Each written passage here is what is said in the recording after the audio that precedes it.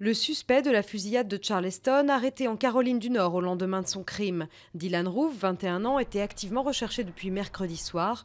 Ce jeune homme blanc a abattu 9 personnes dans une des plus vieilles églises noires de la ville. C'est là que le Christ aurait multiplié les pains. Le sanctuaire chrétien de Tabgha, en Israël, a subi un incendie. Les auteurs probables de cet acte de haine ont laissé derrière eux un graffiti en hébreu biblique appelant à l'élimination des idoles païennes.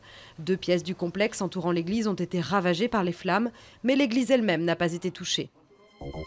200 ans après l'effroyable boucherie de la bataille de Waterloo, les Européens unis en Belgique. La bataille de Waterloo entre l'armée française et les forces alliées britanniques, allemandes et belgo-hollandaises s'était soldée par la défaite et la fuite à Paris de Napoléon.